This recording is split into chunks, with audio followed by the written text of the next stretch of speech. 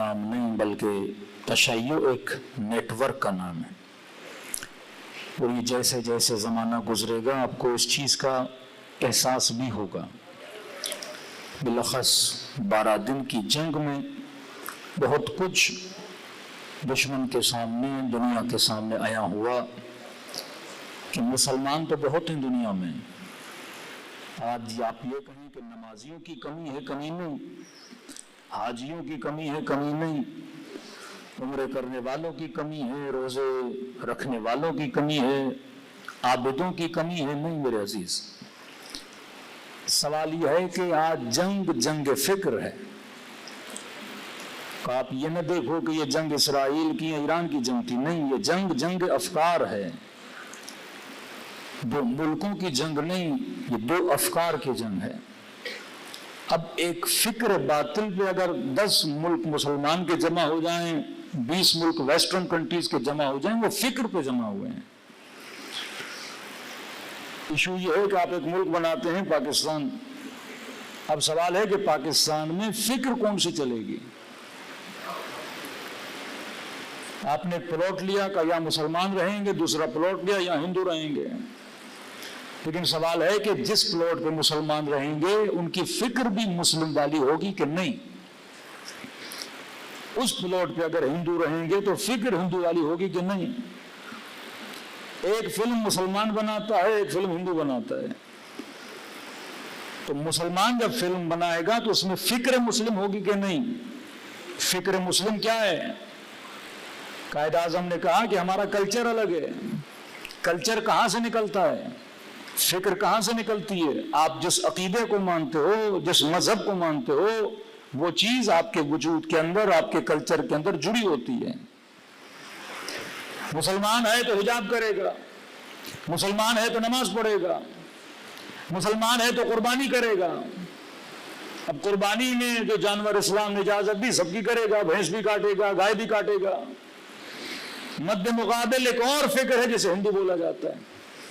اب وہ گائے کو اپنی ماتا مانتے ہیں اور آپ اس کی ماتا کے گلا کاٹ رہے ہیں، تو بھائی یہ سماج میں 2 لوگ کیسے رہ سکتے ہیں؟ وہی کنفلکٹ جو پاکستان میں ہے، یہ جناب شیعہ ہے، یہ جناب سنی ہے، سامنے کسی گھر کا ہے، مثلاً وہ وہابی ہے، آپ امام حسین کے ماننے والے، امیر المومنین کے ماننے والے، جناب سیدہ کے ماننے والے، اور مکتب کی بنیاد تولا تبرہ، تولا مطلب اہل بیت کی محبت، اہل بیت کی ولایت، اہل بیت کے فضائل، تبرہ کا مطلب اہل بیت کے دشمنوں سے بیزاری۔ لیکن سامنے والا جس گھر میں رہتا ہے وہ ان دشمنوں سے محبت کرتا ہے۔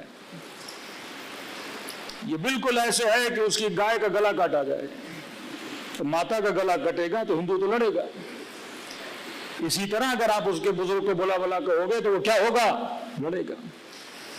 تبھی سوسائٹیز بننا شروع ہو گئی کہ جناب یہ نیو رضویہ ہے، یہ اولڈ رضویہ ہے، یہ عباس ٹاؤن ہے، یہ گلستان ہے، یہ فلاں ہے، یہ فلاں ہے، تاکہ اپنی سوسائٹی میں ہوگا، جو بولے گا اگلے کو برا بھی نہیں لگے گا۔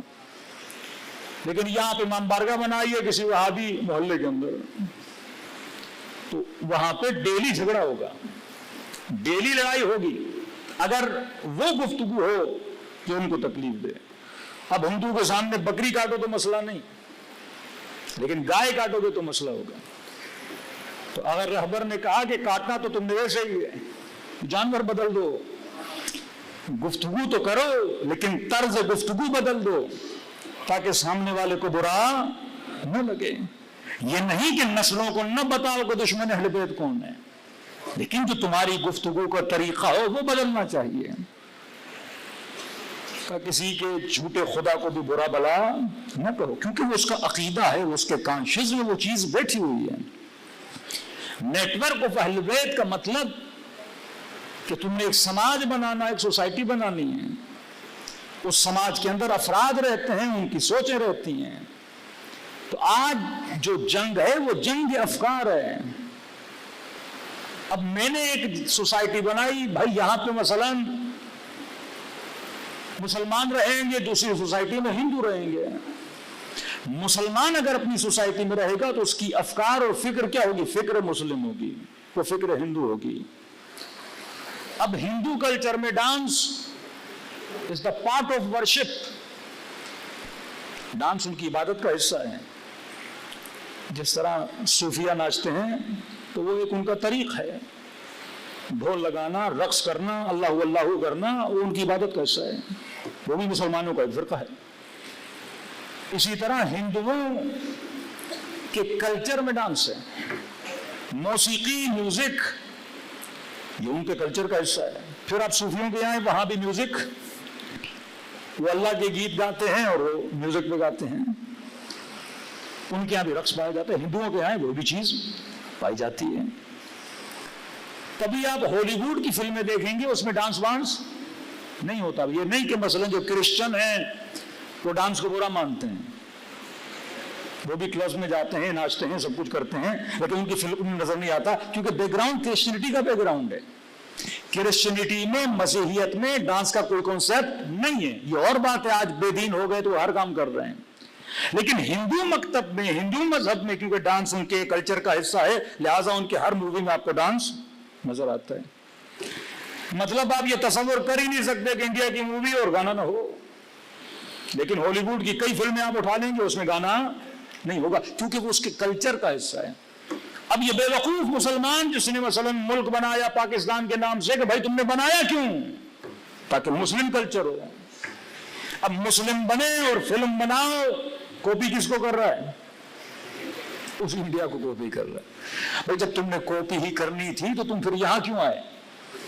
اس سے اچھا تھا کہ تم وہیں باقی رہتے. مسلم سوسائٹی کا مطلب ہے کہ مسلم کلچر. مسلم سوسائٹی کا مطلب ہے مسلمانوں کے اقدار. مسلم سوسائٹی کا مطلب اگر اسلام میں حیا ہے تو تمہارے ڈرامے میں، تمہاری اسٹوری میں حیا ہونا چاہیے. اسلام میں اگر غیرت ہے تو تمہاری اسٹوری میں، تمہارے ڈرامے میں غیرت ہونی چاہیے. وہی غیرت جو آپ کو کربلا میں نظر آتی ہے، وہی حیا جو آپ کو کربلا میں نظر آتا ہے. اب یہ تعلیمات مکتب سے نکلتی ہیں.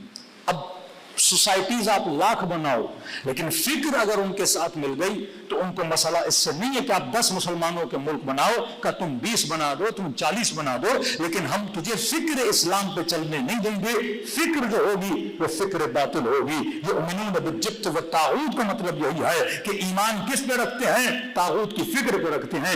آج جنگ افکار ہے. یہ نہ دیکھو کہ 2 ملک لڑ رہے ہیں، یہ دیکھو 2 افکار لڑ رہی ہیں، 2 فکر لڑ رہی ہیں. ایک حامل فکر علوی اور فکر حسینی ہے، دوسرا حامل فکر صہیونی ہے. اب اس فکر کا مقابلہ آج کے زمانے میں کون کر رہا ہے؟ جو حسین ابن علی کا ماننے والا ہے، جو علی ابن ابی طالب کا ماننے والا ہے، وہ چاہے یمن کا شیعہ ہو یا چاہے ایران و عراق کا شیعہ ہو. اب شیعہ کے اندر فکر کہاں سے آئی؟ فرش عزائے ابا عبداللہ الحسین سے آئی. صلوات پر محمد و آل محمد.